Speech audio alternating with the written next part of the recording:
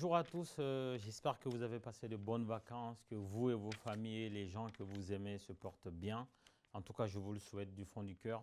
Doucement mais progressivement, RP Media fait son entrée médiatique et nous allons attaquer aujourd'hui avec Blacka Décrypte que vous connaissez déjà, vous connaissez la recette. Donc ce sont mes analyses sur des faits de l'actualité africaine, internationale, française, etc.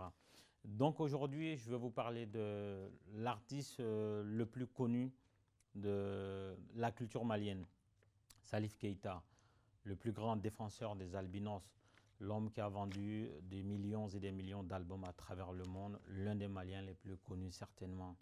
Donc au travers d'une interview qu'il a accordée à Jeune Afrique, essentiellement autour du combat qu'il mène pour les albinos, qu'on sait qui sont beaucoup maltraités dans le monde, qui sont sujets des fois à des rites, à des rituels en Afrique de la part des hommes de pouvoir pour renforcer leur pouvoir. Donc Salif Keïta parlait de ça, donc de cette lutte, de ceux qui les aident, de ce qu'il attend faire.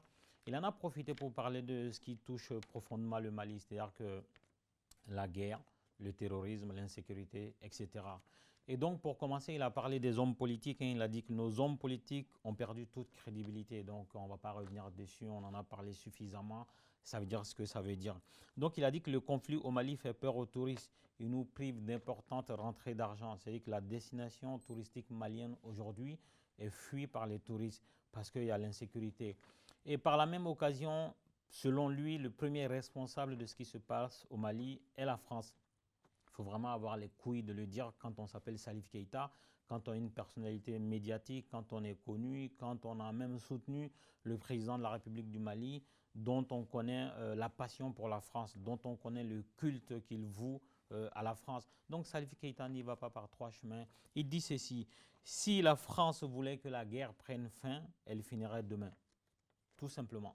La clé de la guerre au Mali, comme la clé de la paix au Mali, est détenue par Salif Keïta. Ce n'est pas un scoop, mais le fait que Salif Keïta le dise aujourd'hui, c'est ce qui devient important parce que la plupart des gens connus au Mali, qui ont été connus parce que les Maliens les ont validés et ensuite qui ont eu une carrière internationale, que ce soit des sportifs, que ce soit des artistes, que ce soit des politiques, que ce soit des personnalités d'autres choses, des institutions. Personne n'ose s'attaquer à la France, même pas l'opposition malienne. Soumaïla Cissé, Thiébile Dramé, Modibo, Sidibé, etc.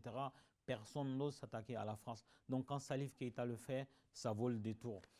À côté de ça, on a certaines personnalités maliennes comme Frédéric Oumar Kanouté qui a été ballon d'or africain grâce à l'équipe nationale du Mali parce qu'en jouant à Tottenham ou bien au FC Séville tout simplement, Frédéric Kanouté n'aurait jamais pu glaner un ballon d'or africain. On connaît l'engagement de Frédéric Kanouté pour la cause palestinienne. Il a risqué une amende, il a risqué une condamnation de la part des instances internationales du football en brandissant un t-shirt lorsqu'il avait marqué un but pour attester son soutien à la Palestine. C'est un combat noble, mais Frédéric Kanouté est avant tout malien. Il a porté les couleurs du Mali. Le Mali lui a plus porté que n'importe quel autre club. En tout cas, en termes de gloire, le Mali lui a porté, la nation malienne lui a porté. Il n'existe aucun autre peuple au monde qui lui porte autant d'amour que le peuple malien. Frédéric Kanouté aurait dû utiliser son aura, aurait dû utiliser sa célébrité, aurait dû utiliser son poids médiatique pour parler ne serait-ce que de temps en temps du Mali. Mais non, Frédéric Kanouté a choisi la Palestine. Comme on a dit, on respecte son combat, mais il est malien avant tout. Et donc, quand on voit ce genre de comportement à côté du comportement de Salif Keïta, on est obligé de respecter, de s'incliner devant Salif Keïta parce que c'est plus risqué pour lui de s'attaquer à la France en accusant la France d'entretenir le conflit malien pour l'affaiblir et ensuite négocier les richesses maliennes avec une minorité. Quand Salif Keïta dit ça, il résume toute la géopolitique de cette affaire-là. Et comme j'ai dit, ce n'est pas un scoop. Tous les gens le savent. Seydou Keïta le sait. Il a joué au FC Barcelone. Il est l'un des sportifs maliens les plus connus. Il est né au Mali. Il a été formé au centre Salif Keïta. Il a grandi au Mali. Il devrait prendre des faits de cause pour le Mali. Il devrait s'exprimer, prendre la parole pour le Mali.